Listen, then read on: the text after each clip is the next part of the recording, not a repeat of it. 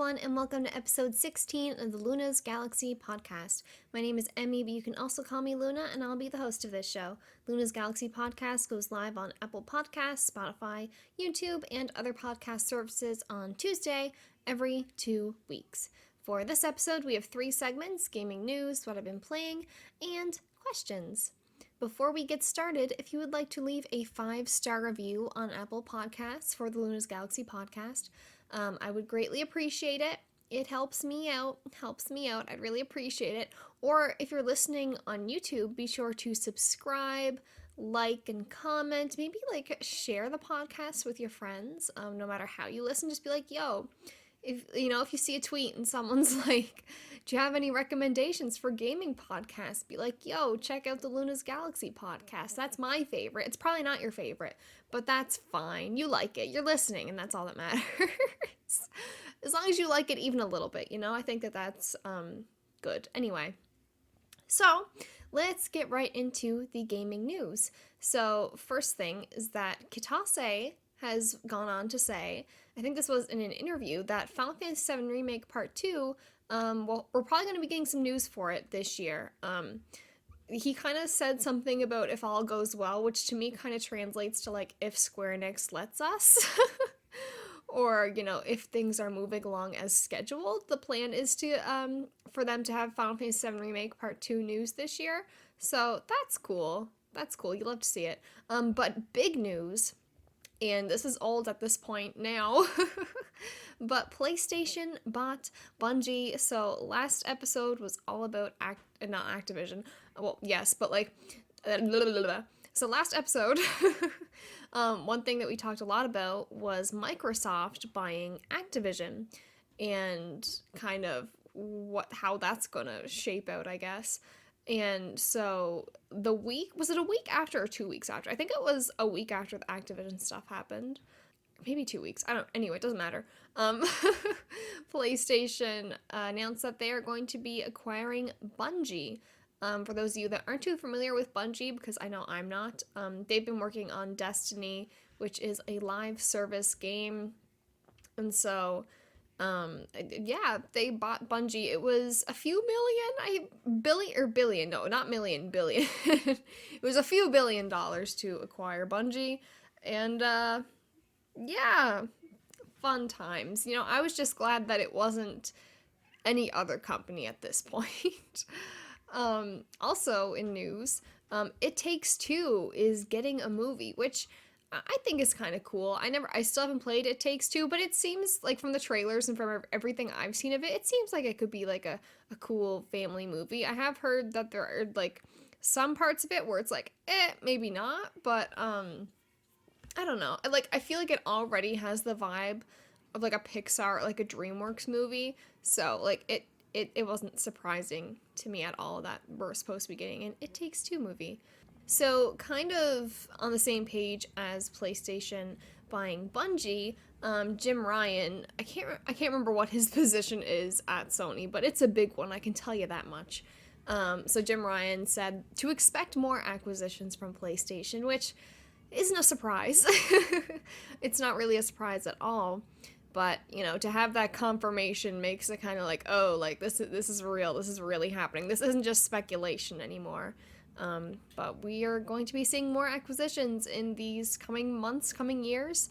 So, yeah, there's not really much to say about it because I did talk about it a lot last episode.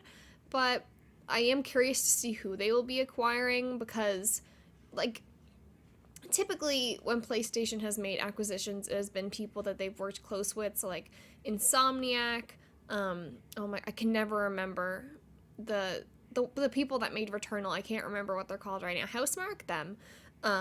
They've typically bought developers that have worked closely with them before.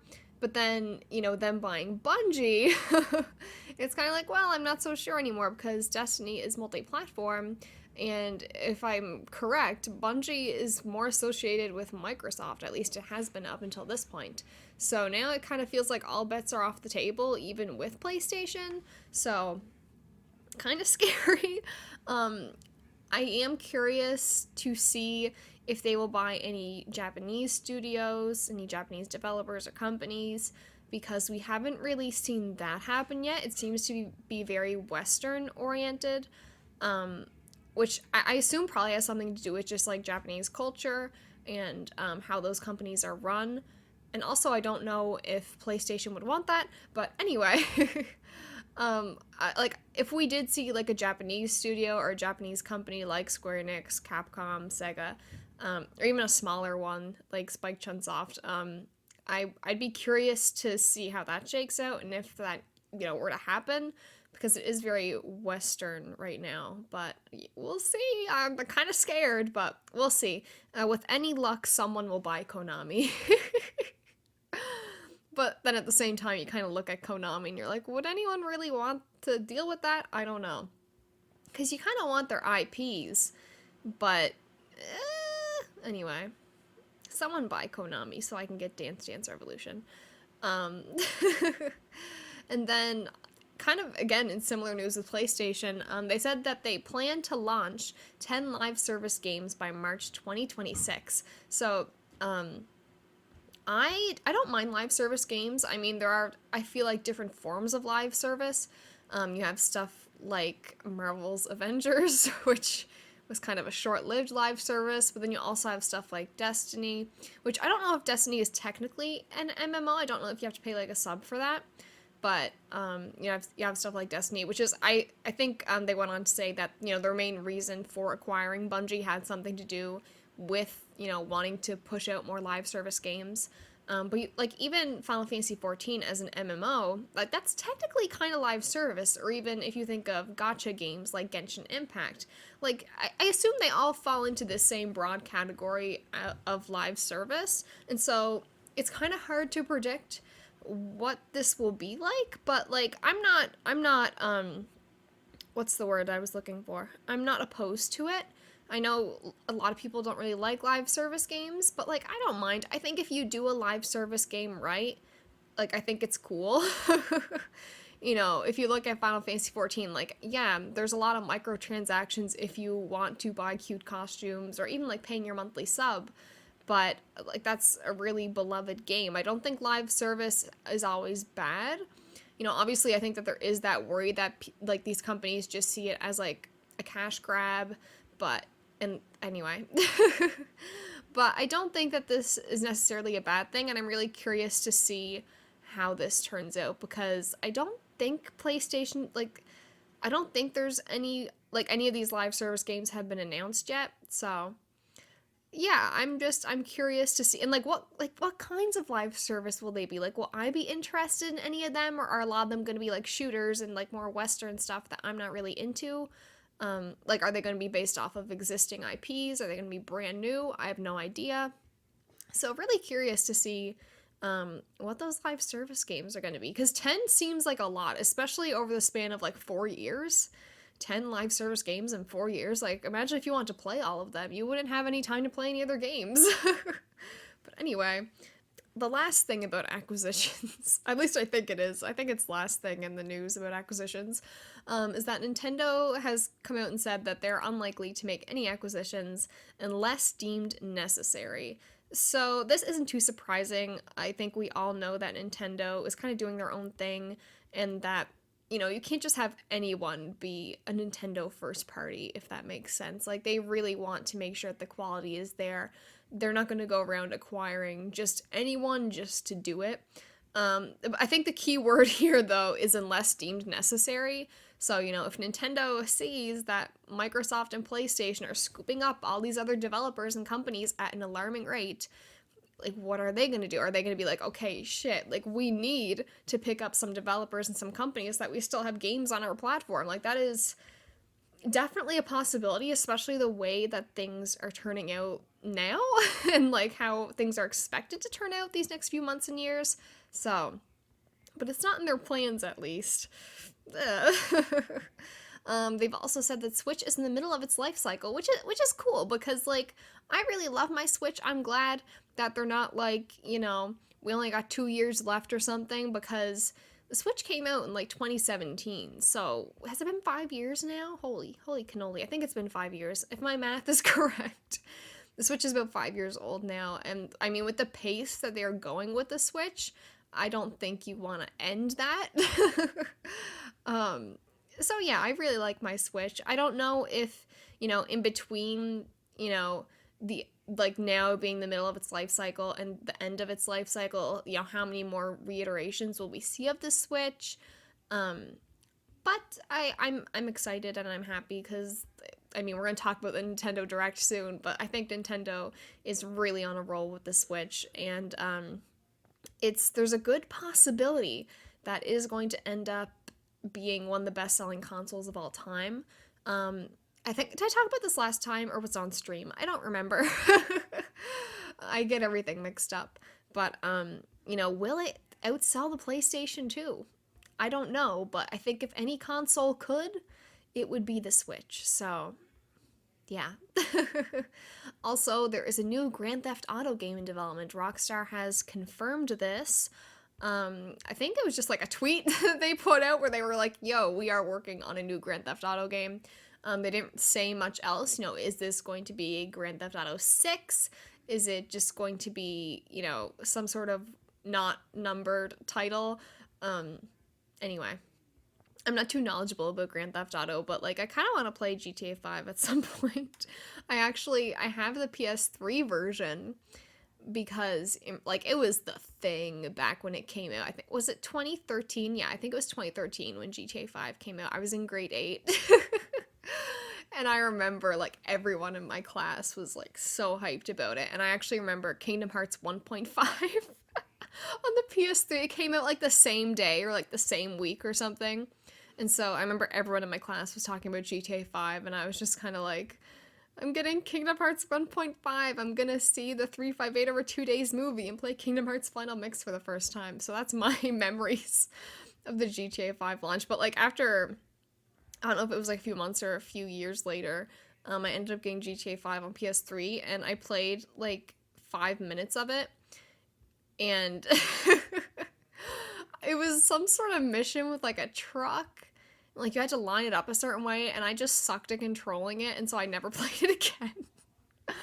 But like, obviously GTA is so iconic that I kind of want to go back and try it at some point, but I don't want to play the PS3 version, so I don't know, maybe I'll wait for like a sale on PS4 or PS5 when I get one and try and dabble in GTA 5 again, because like I feel like I need to know what's going on, I remember, once again, back in the day when I was in like middle school, we actually have, is GTA San Andreas, we actually have that on the PlayStation 2, and obviously I never played it as a child, but, I was just looking through, like, old, like, our PS2 collection sometime, and I was like, oh, like, there are some games here that I never played, because I was, like, too young for them, and one of them was GTA San Andreas, and I never played much of it, but I played it with, like, my friends, and we'd just start a new game, put in the cheat codes, and, have a flying cart. Like, that was my GTA experience. I never did any of, like, the main stuff, main story. So, yeah, I feel like I'm missing out. So, maybe I'll check out GTA, because I feel like, whenever this new GTA gets, kind of officially announced and unveiled, especially if it is, like, GTA 6, I feel like I want to be a part of that hype, see what it's all about. But anyway, so the big news was that Nintendo did a Nintendo Direct. It's been a few days ago now, when this episode comes out, it'll be like a week ago. But and it was fantastic. Like, I didn't have much expectations going in. I was kind of hoping to see something Mario Kart. Because there had been those rumors about the Mario Kart 9 stuff, and so that's kind of that was one thing I was hoping for, but definitely wasn't expecting. So yeah, I was just like, this will be fun, and the entire thing, I think the best thing about this Direct was that all of the games that were shown off and announced are going to be releasing this year. At least they're on track right now to release this year. There was, literally everything was slated for 2022.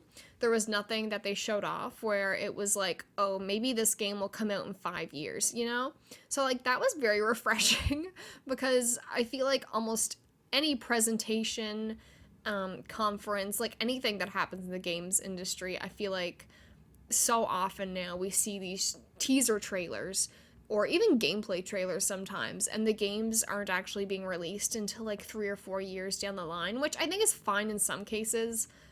Like, I don't think it's always a bad thing, but a lot of the times, and I would say most of the times, it is. And so it was really refreshing because, like, it wasn't even just games that we had already known about that are releasing this year. Like, they announced a lot of new shit, or at least a few new things, which it's very exciting. And the entire direct was just so well paced.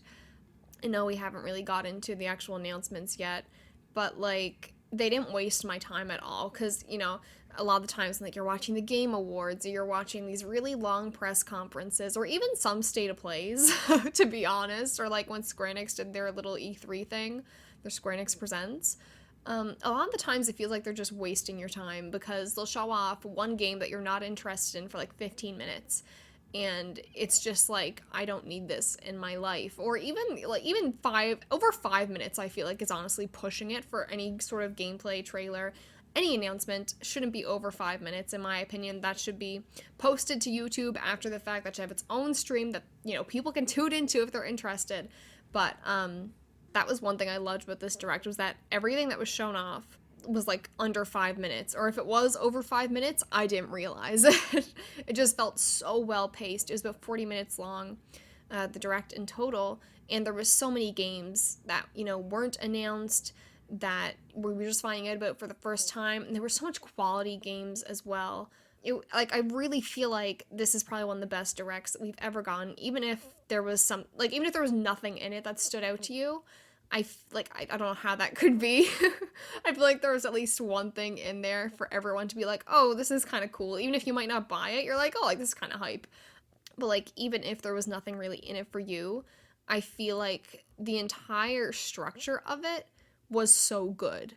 So many announcements. They were all games that are coming out this year. You know, like I said, they didn't waste my time at all. And it was just so good. It was just one of the best gaming presentations I think I've ever seen. And even though there were a lot of things in there that I really liked, there was nothing in there where I was like super duper hype. Like, there wasn't any Final Fantasy VII Remake, there wasn't any Kingdom Hearts 3, there wasn't, you know, Somnium Files, unfortunately. You know, there was nothing in there for me that was really intense and where I would have, like, I mean, I did kind of freak out over one thing, but I don't know if that, like, that, anyway, that's a different kind of freak out. But you know, there was nothing kind of on that scale, but it was so good. Like, I cannot emphasize that enough. And I feel like, I don't know, I feel like as I get older, I'm turning into more of a Nintendo person, which, like, I've always liked Nintendo. Like, as a child, like, I was always on my DS, but like, and the Wii, of course. But like, I feel like as I get older, I'm kind of like, you know what, Nintendo is growing on me a bit. So it's kind of scary at the same time, because that means, you know, their games don't go on sale nearly as much. So like, I'm kind of paying more, but it's fine. Anyway, let's get into the actual announcements that were in this direct, as I've rambled on just about the nerdy things about it. So the first thing that they showed off was Fire Emblem Warriors Three Hopes. And so from what I've seen online, this is basically an alternate route in Fire Emblem Three Houses. It's not a sequel, which is what I thought at first. And I was kind of like, how is this going to work? Because there's, you know, so many different timelines that you can go down in Fire Emblem Three Houses, and none of them are really like the true ending, if that makes sense. They're all kind of just there. So I was like, how's this going to work? But it's just another timeline, I guess. I'm not entirely sure. I feel like I won't really understand it until I play it. But this is another, you know, Fire Emblem Warriors game, which I didn't play the first one. I don't really know what that gameplay is like. But at first, I was kind of thinking that this was Fire Emblem Warriors DLC. Like, it wasn't clear to me that it was a full new game that we were getting. But yeah, it's a full new game, and it's coming out June 24th, which is the same day as the Somnium Files Nirvana Initiative, so I probably won't be playing it on release. I definitely want to play it at some point, but it won't be on release because I need to play Nirvana Initiative. But Cool. Like, I was not expecting a Three Houses sequel, or I mean, it's not really a sequel, but a new Three Houses game. And so I'm just excited to see Edelgard, you know? I love Edelgard. I'm curious to see like what's going on. Is this the canon timeline? I don't know. But and it looks like pretty much all the characters have like new redesigns, new outfits, and like some of them got like haircuts and shit. Everyone looks like so good. Like I was anyway. It was very nice to look at. But yeah, so we're getting a new Fire Emblem Warriors game that is Three Houses. I know a lot of people were thinking there was going to be something Fire Emblem, but I don't think anyone thought it was going to be a Warriors game or a Three Houses sequel. So, but I'll take it. There was also Mario Strikers Battle League got announced, so new Mario Strikers game. I don't know much about Mario Strikers, so I won't talk about it too much, but it looked pretty cool. I liked how they had different outfits and shit. I thought that was pretty cute. I don't know if I will be picking it up, but, you know, a lot of people were happy about it, so I'm happy for y'all. And then we got some more footage of Splatoon 3, which is now coming out summer 2022. I think before it was just 2022. Still no month or date or anything. But, yeah, it's coming out this summer, hopefully. That was a weird trailer. The Splatoon 3 stuff was really fucking weird. The music in it was, I don't even know how to describe it. It was just, that's what it was. It sounded like if you went to like a dump, anywhere with like a lot of garbage, and like you found two spoons and you just started like hitting them together, and then like the person next to you started making other sounds with like other things. I don't know. It was so fucking weird. I was like, this is an interesting direction that they're taking, but yeah, happy for Splatoon fans. Then we saw Disney Speedstorm, which is a free-to-play racing game. And it wasn't clear at all when they showed this off that it was free-to-play. Because I was watching it, I was like, holy shit, like, who is gonna buy this? Other than, like, you know, parents for the kids or something. But this is also coming out summer 2022, and it's exactly what it sounds like. It's a Disney racing game. But it's free to play, so that's actually kind of cool. Maybe I'll check it out. Maybe it'll be like a live service. Anyway, it's gotta be live service, because, like, how else would they make money off it? Anyway, that was weird. They showed off, you know, driving as, like, Mulan and, like, Sully and, like, Mickey. It was weird. But, my first thought was, like, bro, no Kingdom Hearts? Like, are we gonna get the Sora DLC in Disney Speedstorm? Anyway, that was just a weird announcement where I was like, what is happening here? But then we got Chrono Cross Radical Dreamers Edition. So this is coming out April 7th. And this is a HD remaster of Chrono Cross, which I'm very excited to play. I've never played it before, but I've wanted to for a while because I listened to the soundtrack. Like, you know, you're doing work or like you're studying or something. And you're just like, I'm going to go on YouTube and I'm going to look up, you know, like an hour of like PlayStation 1 studying music or something, and Chrono Cross soundtrack is always there, and so like I know a few of the songs from it and I really like them, so I'm gonna check out Chrono Cross when that comes out. But it also comes with Radical Dreamers, which I don't know, I think they said in the direct that this has never been like officially localized or translated, so that's pretty cool. I don't know how it connects to Chrono Cross or anything like that. But it looks like a visual novel. I can't remember exactly what they called it. They called it like some sort of adventure game. But it looks like a visual novel. So that's also pretty cool. Like, I'm down. So I'm very excited about that. I think a lot of people, because Chrono Cross Remaster / remake has been rumored for a while. I think a lot of people thought it was going to be more of a remake situation. A lot of people also thought it was going to be on PlayStation, which it is. This is multi-platform, even though it was announced at the Direct. I think this is going on all platforms. But I don't think anyone expected to see it get announced at the Direct. So, yeah, that was a lot of fun. I'm really excited to play that. And it comes out on April 7th, so it's like maybe like an early birthday gift for me? I don't know. Because my birthday is the 16th. But anyway, then we got to see more Kirby. That game looks so cute. I've never played a Kirby game before, but this might be the one that gets me into it. Oh, my wallet is not going to be happy with me. But it just looks so cute. And, like, it just looks so fun as well and cozy and good. And I've seen some people comparing it to Mario Odyssey, which honestly seems like a fair thing. I don't think Kirby games are usually like up to that quality, but like when I look at this one, I'm like, this looks great. And like even if it's not as good as Mario Odyssey, I don't expect that at all. Even having something like kind of comparable to that, I'm like that like I love Mario Odyssey. So yeah, it looks good.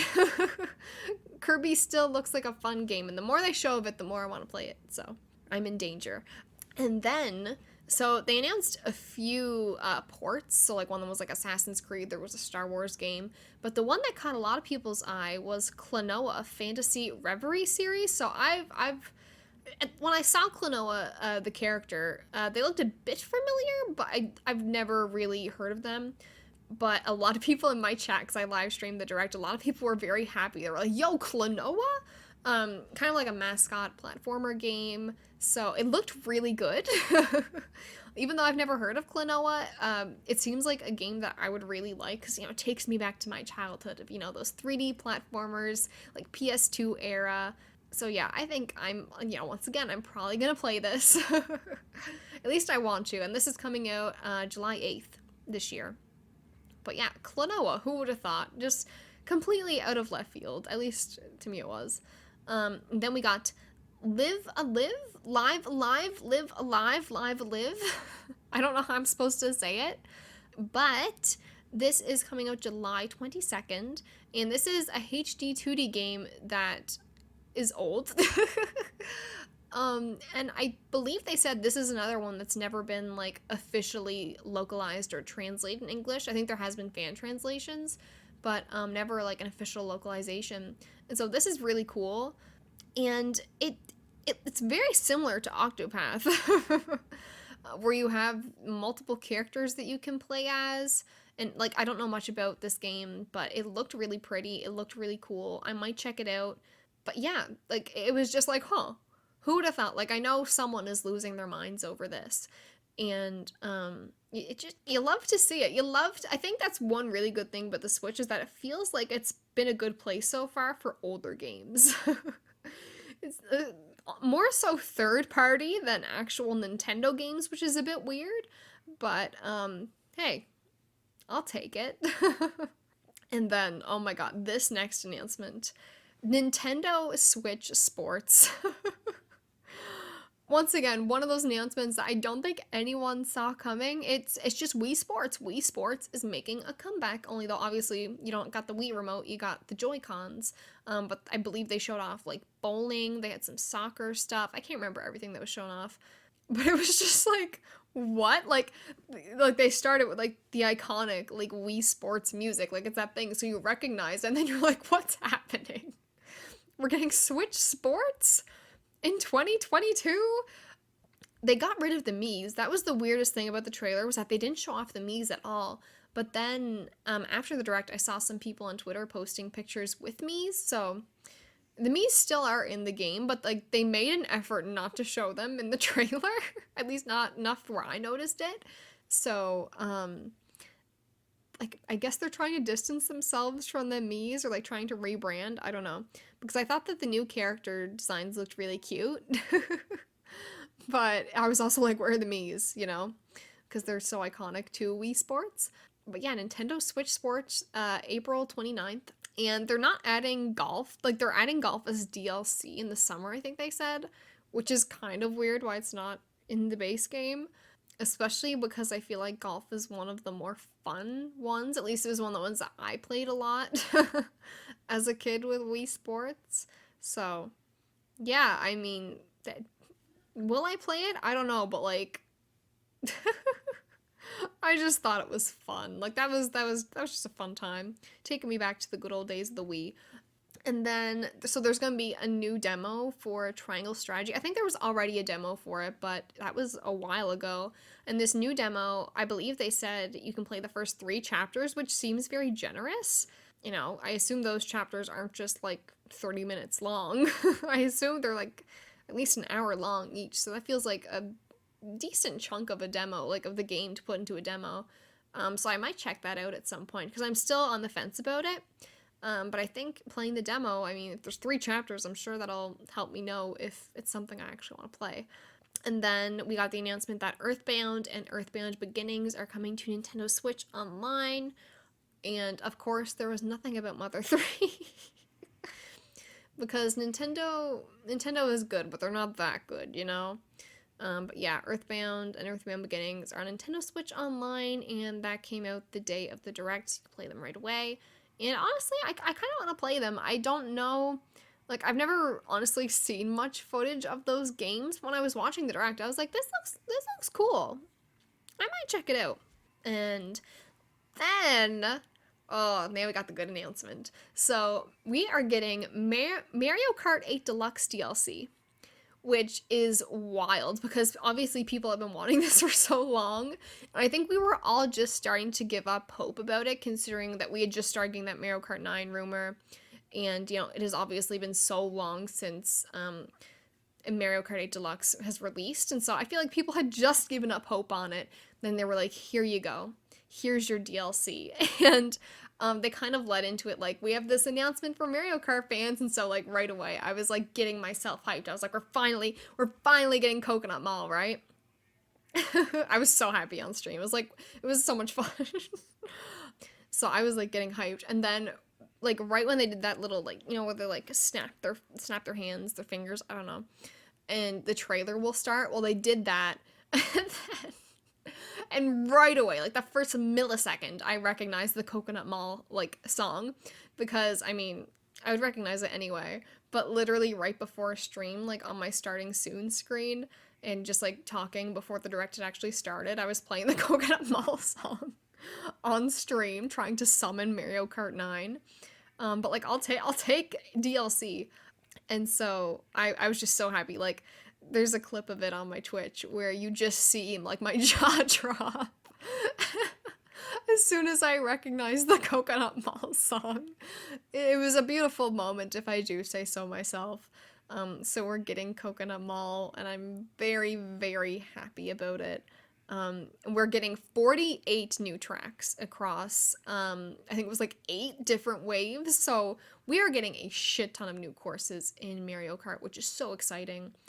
They are all going to cost $25 US for all of them. So, like, that's a steal. That is, I think when I saw someone online doing the math about it, it was like $1 something for each course, like each track, which is just wild.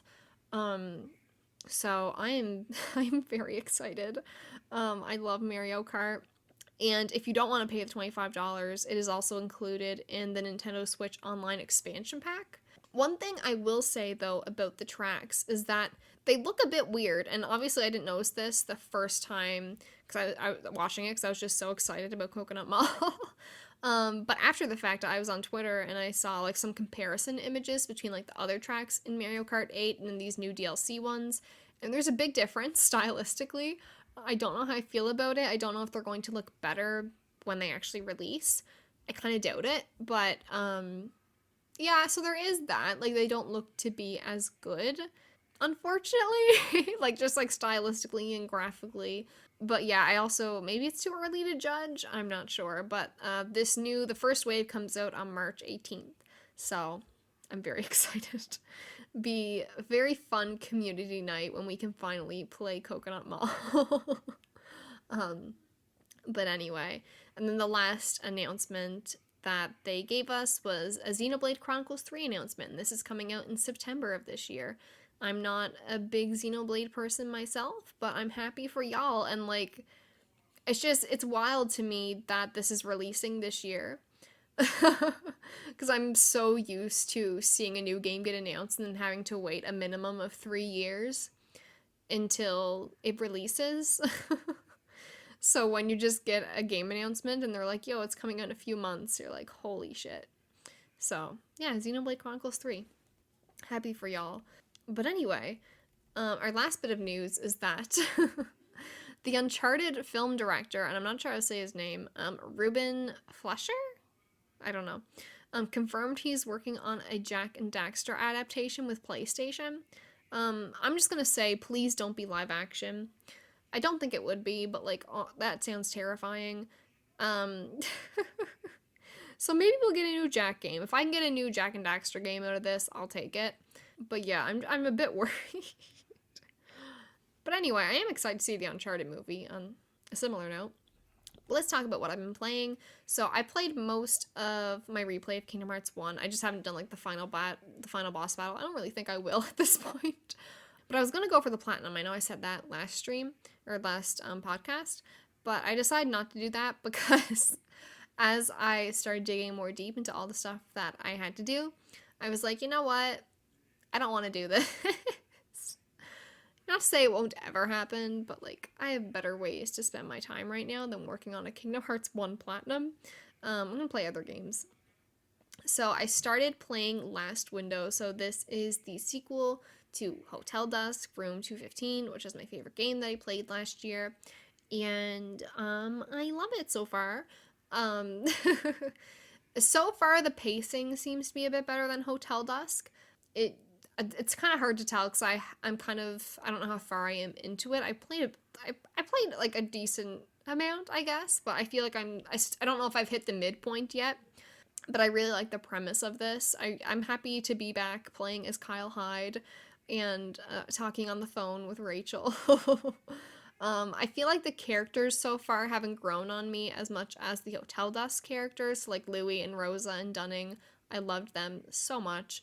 None of the characters in this game have really stood out to me in that same way yet, but at the same time, I haven't gotten as attached to them yet because I haven't spent as much time with them. So like there is that part to it too. So I will give the benefit of a doubt for now, but I'm really liking the story so far. I really like where it's going. So yeah, that's my visual novel for the time being. I'm really liking it. I also replayed Uncharted Drake's Deception. No, that's the third one. I've messed up my notes here. Uncharted Drake's Fortune is the first one, but my notes say Drake's Deception, which is the third one.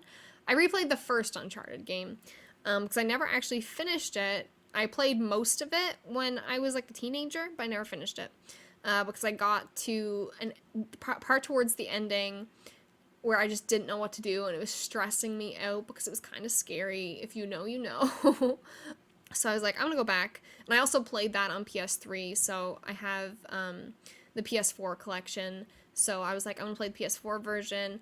And it looks really pretty. Like, it doesn't, I shouldn't say it looks really pretty. The environments look really pretty. Obviously, it is a bit dated, even as a remaster of a PS3 game. It's still a PS3 game. So, like, I find the character models are a bit wonky. Although, honestly, I also rewatched Uncharted 2 the other night, yesterday. I didn't want to replay that game, but I was like, I'll just rewatch it. Oh my god. My mom just sneezed, and I apologize if you just heard that, because it was very loud. Oh god, she did it again. Anyway, maybe I'll cut that out. Anyway, I find, even though the characters in the first Uncharted look kind of wonky, not wonky, but just, I don't know, they don't look as good.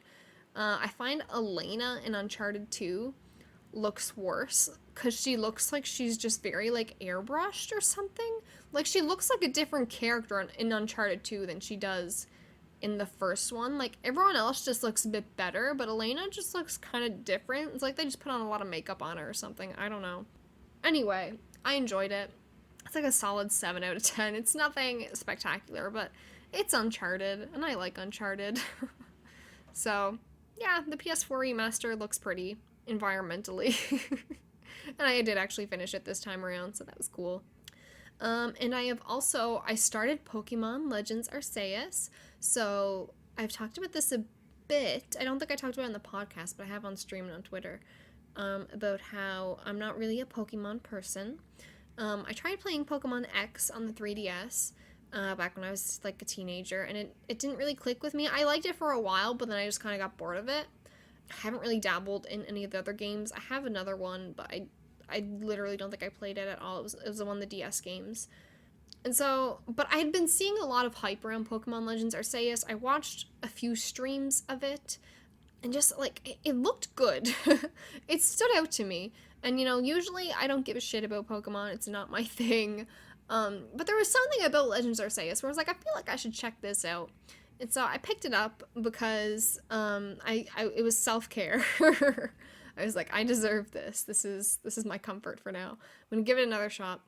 And so I picked it up, and I don't think I finished the tutorial stuff yet. I've heard it's pretty long, but I have put in, I want to say about 3, maybe a little over 3 hours into the game, and I really like it so far. I really like how catching Pokemon is different. I really like the sort of like research aspect of it, where it's not just about, fighting other Pokemon trainers. It is, learning more about them. I don't know, just it appeals to me more. It's also really pretty. I mean, maybe that's pushing it. It's not really pretty, but like it's comforting. I don't know. The other Pokemon games I played, like I said, were on the 3DS and the DS. So this style just it fits better with me. I like it more. I feel like if I say that a Pokemon game is pretty, people are gonna like jump down my throat.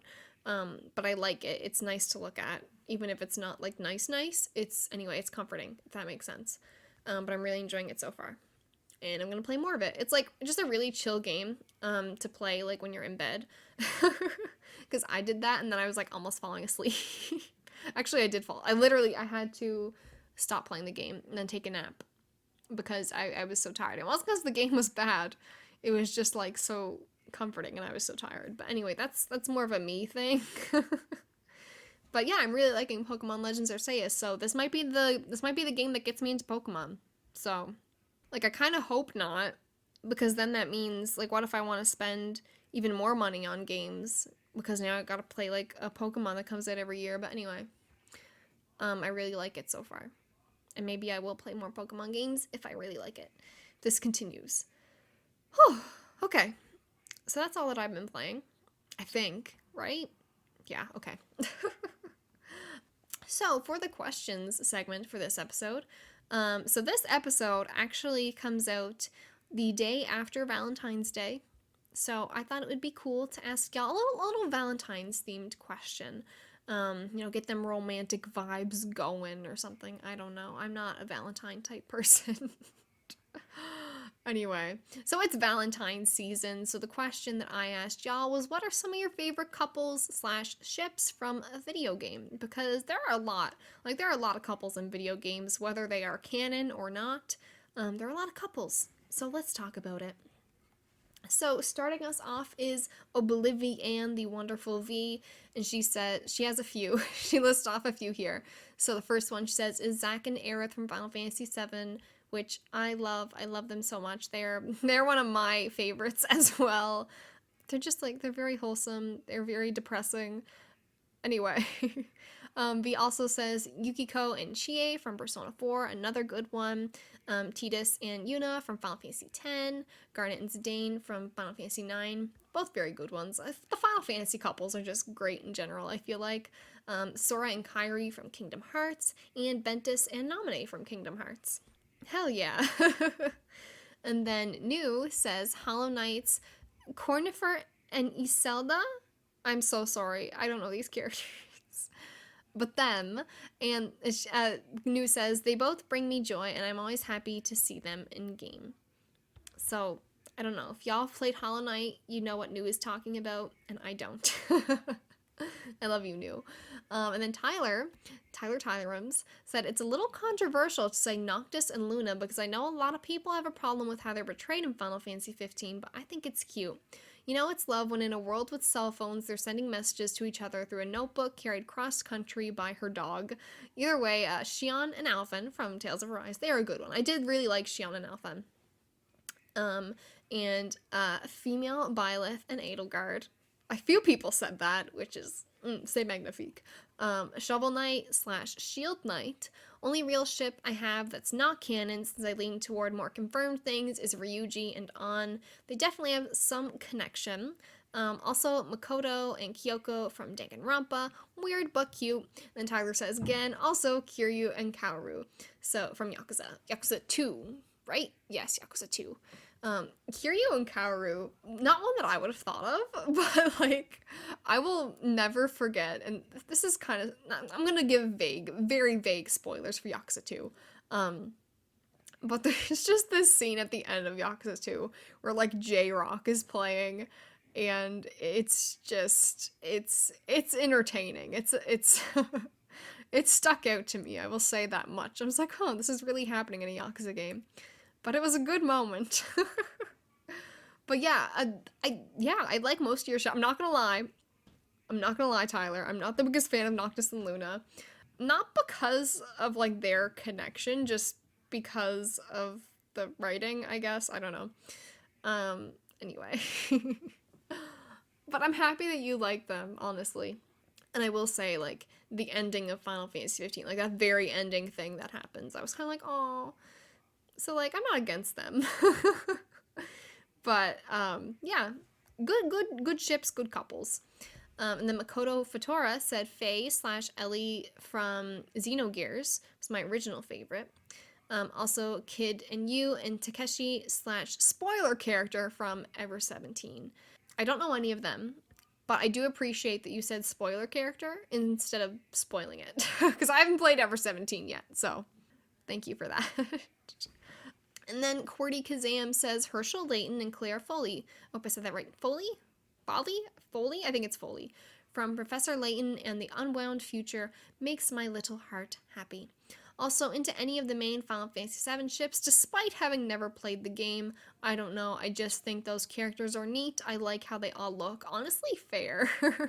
That is completely understandable. Like, everyone in Final Fantasy VII is very good to look at, and they mostly all of them look good together as well. And Cordy also says C-Team is a big fave. So C-Team from Zero Time Dilemma, I also agree. I love them. Usually, like, there aren't many polyamory ships that I am a fan of or that I even kind of think about. But C-Team is definitely one of them. Because it started off where, like, obviously I shipped Akane and Junpei in Zero Escape because, like, of course they are a couple. But then I was also like, you know what? I also kind of ship Junpei and Carlos. And so I didn't really ship Akane and Carlos, but, like, if I want to make it all work, C-Team, just C-Team polyamory, and I feel like that is wonderful. I feel like that is a good polyamorous ship, and I love them. Oh god. Anyway, I hit something, it's fine. But yes, all good stuff. Good stuff. And then Tolizu said, I remember an old PS2 game called Lifeline.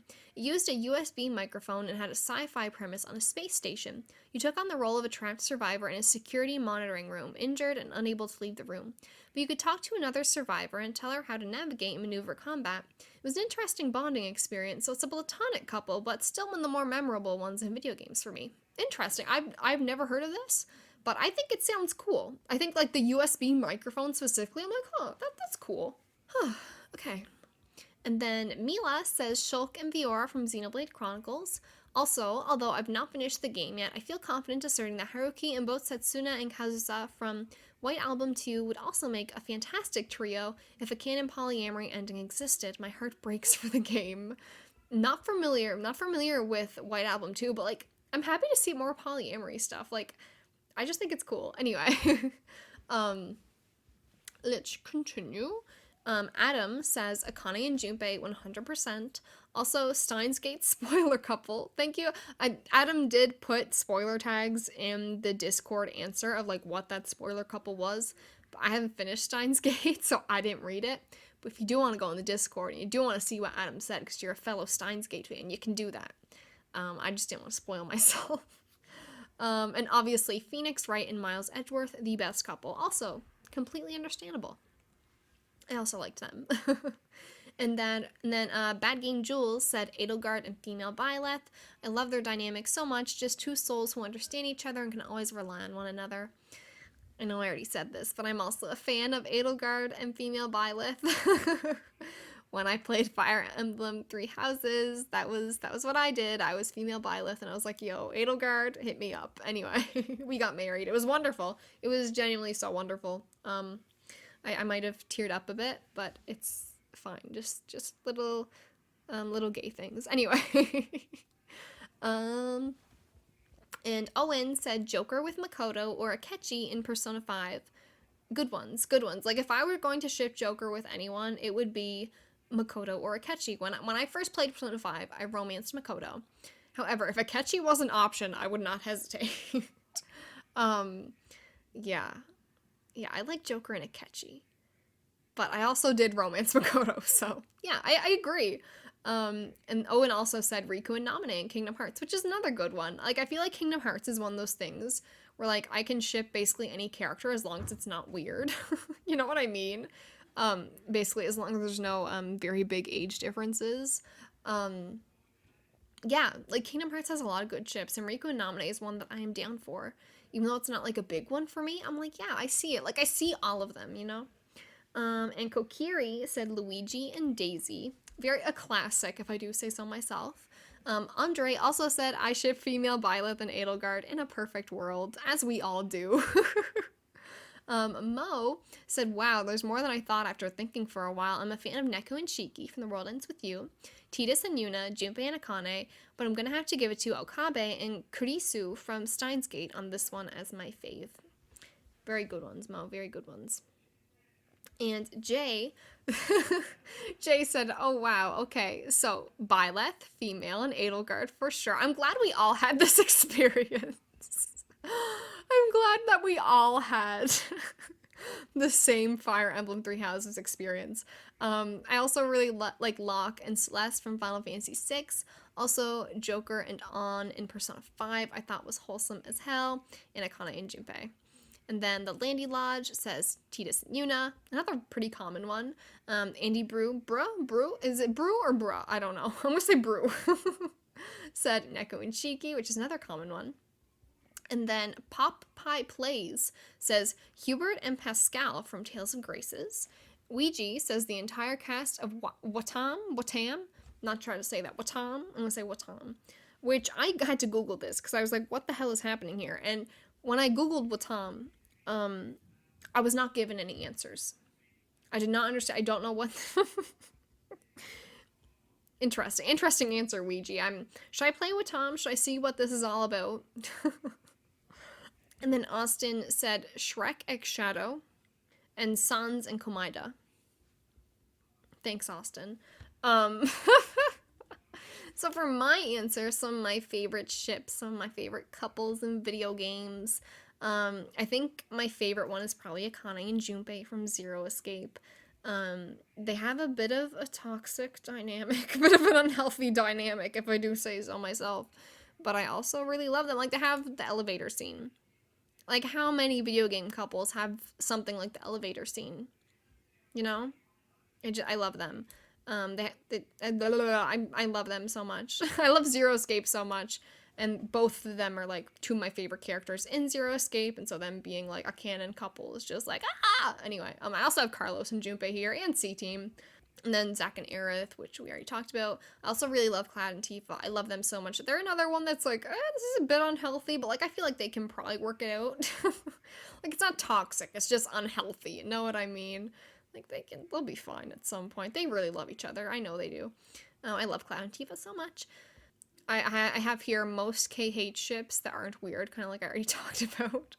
I have a weird one here because I shipped it when I was younger, and I don't really do now, but it's still like kind of a comfort ship, if that makes sense.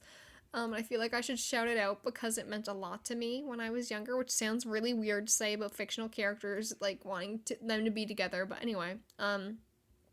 So Byakuya Togami from Danganronpa and Toko Fukawa from Danganronpa. If you've played Danganronpa, you know how bad that sounds. How questionable that is, because like there's like multiple times in the series where Togami basically says to Fukawa, like, die, or like, I don't care if you die, or like stuff that implies that like it's not good at all, and like Toko just kind of like stalks him, and it's not healthy at all. Like, it's very, very unhealthy. It's very toxic. But when I was like 14 and getting into Danganronpa, I was like, that's the kind of relationship that I want.